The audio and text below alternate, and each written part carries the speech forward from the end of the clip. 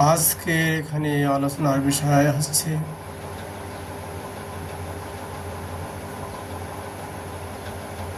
শ্রী শ্রী অনন্ত দাস বাবাজি মহারাজের বিরচিত নাম তত্ত্ববিজ্ঞান। শ্রী হরিনাম গ্রহণের প্রকার। প্রেম লাভের একমাত্র অভ্যর্থ সাধনা হরিনাম গ্রহণের প্রকার বা রীতি সম্বন্ধে শ্রীমান মহাপ্রভু স্বয়ং শ্রীমুখে বলেছেন,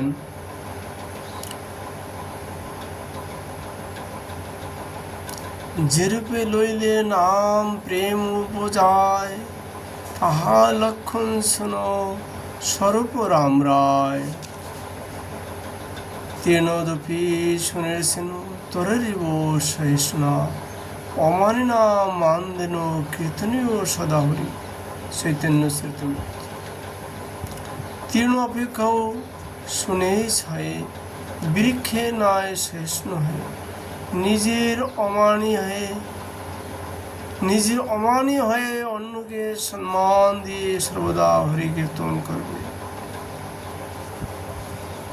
এই শ্লোকের বিশেষ ব্যাখ্যায় মত প্রণীত শ্রী শিক্ষাষ্টকাম গ্রন্থে দৃষ্টাব্য। শ্রীমান মহাপ্রভু শ্রীমুখ থেকে এই শ্লোকের ব্যাখ্যা করেছে। উত্তম হইয়ায় আপনাকে মানে তৃণ অধম, দুই প্রকারে সহিষ্ণুতা করে বৃক্ষ সম। বৃক্ষ যেন কাটিলেও কিছু না বলায়, শুকাইয়া মইলে কারে পানি না মাগায়। যে মাগে তারে দে আপন ধন, ঘর্ম সৃষ্টি সহে আনের করে রক্ষণ। উত্তম হইয়া বৈষ্ণবভাবে নিরভিমান, জীবে সম্মান দিবে জানি কৃষ্ণ অধিষ্ঠান। এই মতো হইয়া যেই কৃষ্ণ নাম লয়, কৃষ্ণের চরণে তার প্রেম উপজায়।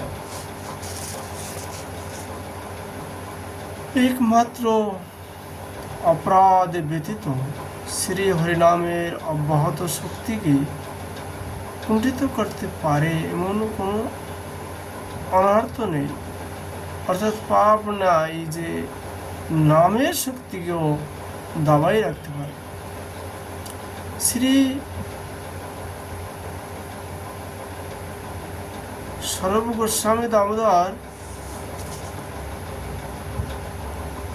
ও রায় রামানন্দ রায়ের নিকট শ্রী হরিনাম গ্রহণের এই রীতিটি ব্যক্ত করে মহাপ্রভু সাধু নিন্দাদি নামপ্রাদের মূলি উঠার আঘাত করেছেন। শ্রীমান মহাপ্রভু নাম সাধকগণকে দৈন্য অবলম্বন নাম কীর্তনের উপদেশ দিয়েছেন। দৈন্যই ভক্তির সাধনার প্রাণ। যে ভাব চিত্তে উদিত হয় সর্বগুণ সম্পন্ন ব্যক্তির, নিজেকে অসাধন অসামর্থ্য অধম বুদ্ধি জন্মায়, বিজ্ঞগণ তাকে দৈন্য বলে থাকেন। ভক্ত সাধকের নাম সাধনায় এই দৈন্যী বৈষ্ণব নিন্দনীয় ভক্তির বিঘাত এবং প্রতিকূল অপরাধকে অপসারিত করে সাধকের প্রতি শ্রী নামের প্রসন্নতা আকর্ষণ করে। কেউ যেমন মনে না করেন, আগে শ্রীমান মহাপ্রভু প্রদিষ্ট এই দৈন্যের যোগ্যতা অর্জন করে তারপরে নাম কীর্তন করা উচিত। শ্রীনাম কীর্তনের প্রভাবে মহাপ্রভুর কথিত দৈন্য সাধকের চিত্তে অচিরেই উদিত হয়ে সাধককে নিরপরাধে নাম কীর্তনের যোগ্যতা দান করে থাকে। প্রেম লাভ ইচ্ছু সাধকগণের অপরাধগুলির প্রতি সতর্ক দৃষ্টি রেখে দৈন্য অবলম্বনে নাম কীর্তন করতে হবে। এইটি নাম সাধকগণের প্রতি সাধুশাস্ত্রের উপদেশ। 10 বিধা নামের অপরাধের সংক্ষিপ্ত বিবরণ প্রদত্ত হচ্ছে। পদ্মপুরাণে লিখেছেন, শতাং নিন্দা নাম্নং পরমপরাধাং বিতনুতে যত খ্যাতিং জাতাং কথামুসাহতে তদ্বিগ্রহম।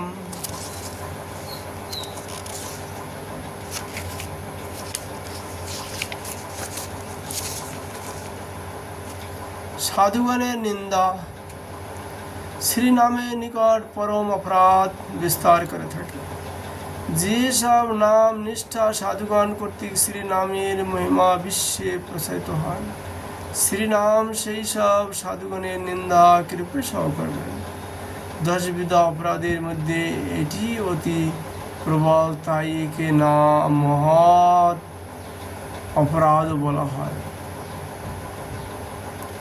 প্রায়শই এই অপরাধটি নাম সাধকগণের ভজনের ব্যাঘাত হয়ে থাকে। 10 বিধ নাম অপরাধের মধ্যে সর্বপ্রধান হওয়ায় এটি আগেই উক্ত হয়েছে। এখানে নিন্দা অর্থে দোষ কীর্তন, নিন্দা নাম দোষ কীর্তন ভাগবত জি में।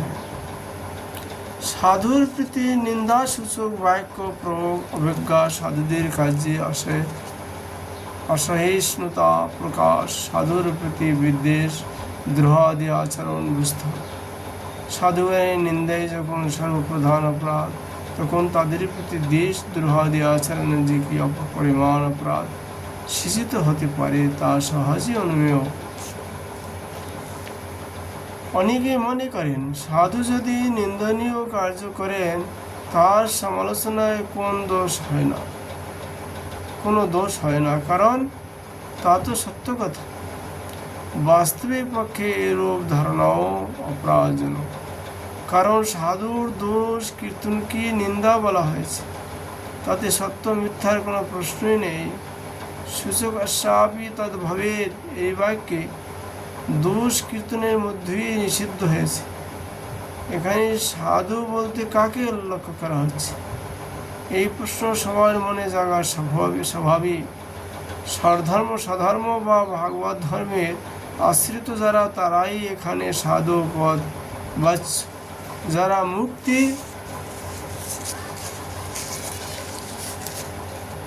কামনা পর্যন্ত পরিত্যাগ করে একমাত্র প্রেম প্রাপ্তি ভগবত পাদ পদ্ম সেবা প্রাপ্তির কামনায় ভজননিষ্ঠ হয়েছেন, তারাই সাধু। শিলা বিশ্বনাথ চক্রবর্তী তার মাধুর্য কন্দমণি গ্রন্থে লিখেছেন, এইরূপ মনে করা সঙ্গত হবে না যে যারা কৃপালু, অকৃত দুরহে, তিতিক্ষু প্রভৃতি গুণ সম্পন্ন তারাই যথার্থ সাধু। তাদের নিন্দা করলে অপরাধ হয়ে থাকে, কিন্তু যারা ওই সকল গুণ সম্পন্ন নন তাদের নিন্দায় অপরাধ হয় না। বস্তুত সর্বচার বিবর্জিতা ষটদেহং বাত্তাং জগদাশ্নকা। তাদের যদি ভগবত ভজন থাকে তারাও সাধু বলে পরিগণিত হবে, কেন অনন্য ভজনশীল ভক্ত দুরাচার হলেও নিন্দনীয় নন, তাকে সাধু বলে মানতে হবে। একথা শ্রীকৃষ্ণ স্বয়ং শ্রী অর্জুনের প্রতি বললেন, অপি চেতুং সুদারাচারো ভজতে মমান্য ভাগ সাধুরেব মন্তব্য সমাগ ব্যবসিত হিসা।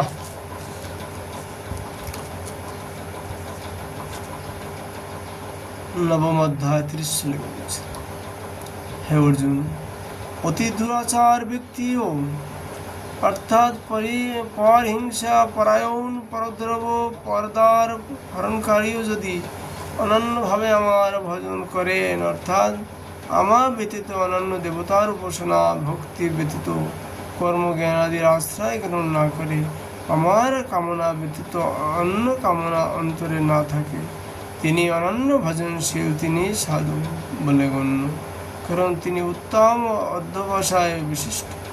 স্বীয় দুস্তাস পাপের ফলে নরকি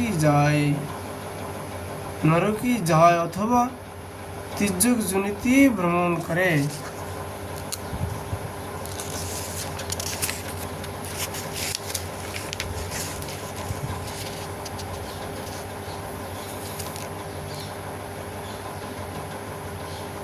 ঐকান্তিক শ্রীকৃষ্ণ ভজন কিছুতেই ত্যাগ করব না।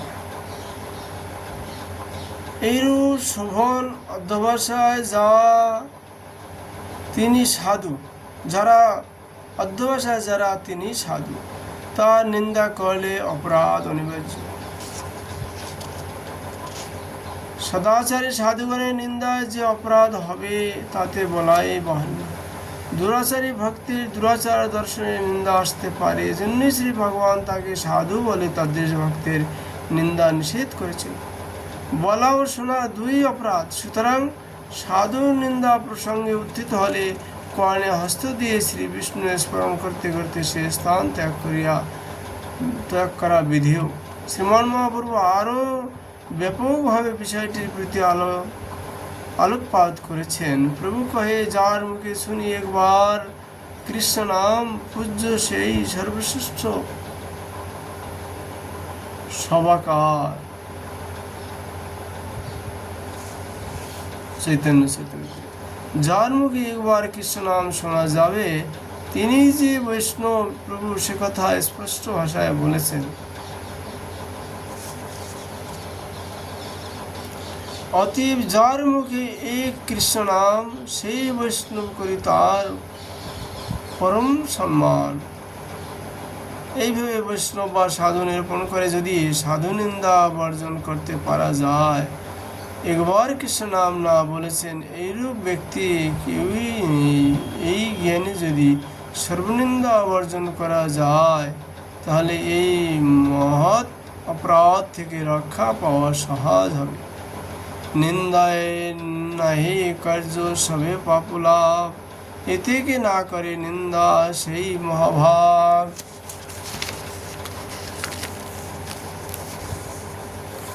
কাহারও না করে নিন্দা কৃষ্ণ কৃষ্ণ বলে, অজয় চৈতন্য সেই জিনিবে কহেলে।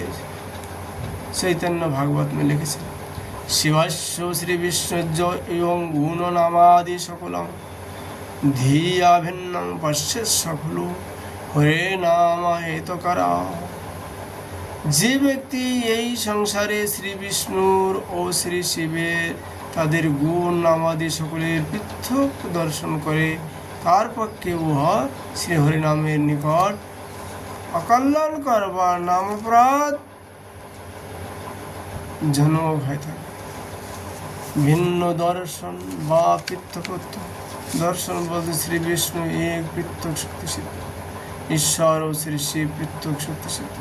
ঈশ্বর তাদের নাম গুণাদিরও তদ্রূপ পৃথকত্ব দর্শন করলে বহব্যেশ্বরবাদ উপস্থিত হয়, যাতে শ্রী নাম অপসয় হয়ে থাকে।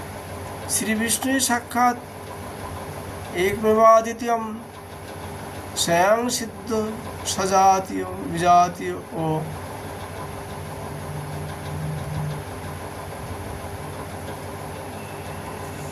রোহিত সর্বেশ্বর ব্রহ্মা মহাদেব আদি সব শ্রী বিষ্ণুই বিভূতি, কেউই তার থেকে স্বতন্ত্র নয়। তাই শ্রী ব্রহ্মসংহিতায় লিখেছেন, ক্ষীরাং যথা দধি বিকার বিশেষ যোগাং সংপ্লায়তে নতু তত পৃথকস্তি হেতু যা শম্ভো তামপি তথা সময়পীতি কার্যাৎ গোবিন্দমাদি পুরুষং তমাং ভজামি। দুগ্ধ যেমন বিকার বিশেষ যোগে দধি রূপে পরিণত হয়, কিন্তু সেই দধি স্বীয় কারণ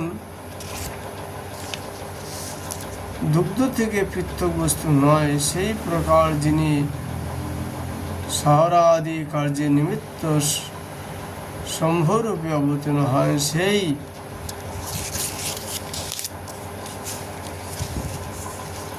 আদিপুরুষ শ্রী গোবিন্দকে ভজনা করি। শ্রীকৃষ্ণ সর্বেশ্বর, তার থেকে ব্রহ্মা মহাদেব আদি নিখিল দেবগণের অভিব্যক্ত হওয়ায় শ্রীকৃষ্ণ থেকে কেউই ভিন্ন বা স্বতন্ত্র নন। তেমনি আবার কেউই শ্রীকৃষ্ণের সমানও নন, কারণ তিনি শ্রী সর্বকারণের কারণ স্বয়ং ভগবান। সুতরাং শ্রী মহাদেবকে শ্রীকৃষ্ণের থেকে পৃথক ঈশ্বর মনে করা অথবা সমান মনে করা নাম অপরাধজনক। যারা বিষ্ণুর একান্ত ভক্ত, তারা শিবকে পরম বৈষ্ণব বলে সম্মান করবেন, কেউ বা তাকে শ্রী বিষ্ণু অধিষ্ঠান বা গুণাবতার বলে সম্মান করে থাকে। শ্রীমদ্ ভাগবতে উপসংহারে লিখেছেন,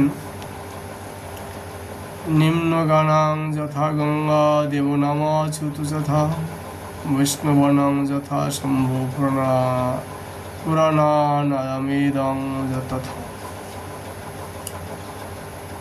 নদী সময়ের মধ্যে যেমন গঙ্গা, দেবগণের মধ্যে যেমন শ্রীকৃষ্ণ, বৈষ্ণবগণের মধ্যে যেমন শ্রীমান মহাদেব সর্বশ্রেষ্ঠ, তাদের পুরাণগণের মধ্যে শ্রীমদ্ ভাগবতের শ্রেষ্ঠত্ব জানতে হবে। সুতরাং শুদ্ধ ভক্তগণ শ্রী শিবকে বৈষ্ণব শ্রেষ্ঠ জ্ঞানী ভজন করবেন। গুরুবাজ্ঞা অর্থাৎ শ্রী গুরুদেবের প্রতি অবজ্ঞা বা তাতে মনুষ্য বুদ্ধি গলে নাম অপরাধ হয়। গুরুতত্ত্ব না জানার ফলে সাধকের গুরুকে মত বুদ্ধির উদয় হয়ে থাকে। শ্রীকৃষ্ণ স্বয়ং শ্রী উদ্ধবের প্রতি বলেছেন, ভাগবতে 11 স্কন্ধ 17 অধ্যায় 17 শ্লোকে লিখেছেন, আচার্যং মাং বিজনয়ান নাম মন্যেত কহিসি ন মর্ত বুদ্ধ শ্বেতুং সর্বদেবময় গুরু। আচার্যকে বা শ্রী গুরুদেবকে আমার স্বরূপ বলে জানবে। স্বয়ং ভগবান শ্রীকৃষ্ণ উদ্ধবের নিকটে ইস প্রকার ব্যক্ত করেছেন, কখনো তাকে অবজ্ঞা করো না।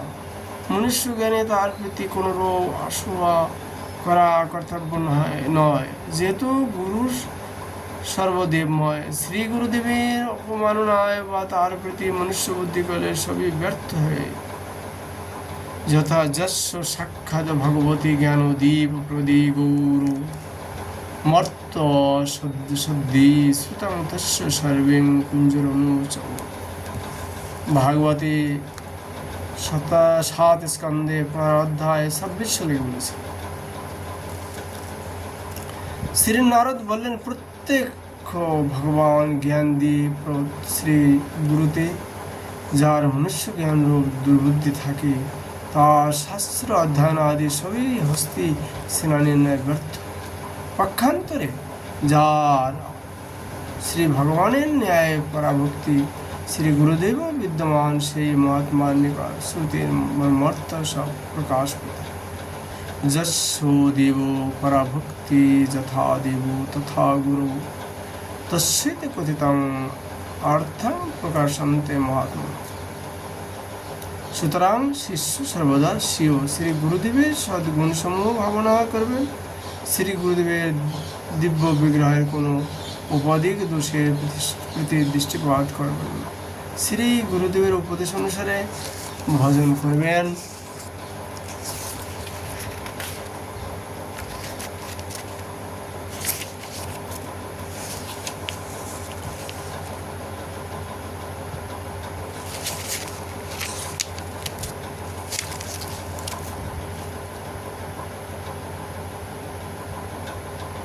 তার প্রদত্ত মন্ত্র জপাদি না করা প্রভৃতি সর্বজ্ঞ রূপ অপরাধ বলে জানত।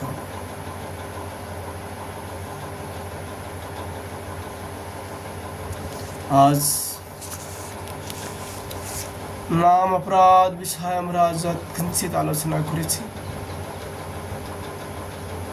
রাধা মাধবের কৃপালে আবার আমরা এ বিষয়ে আগামীকাল আলোচনা করব।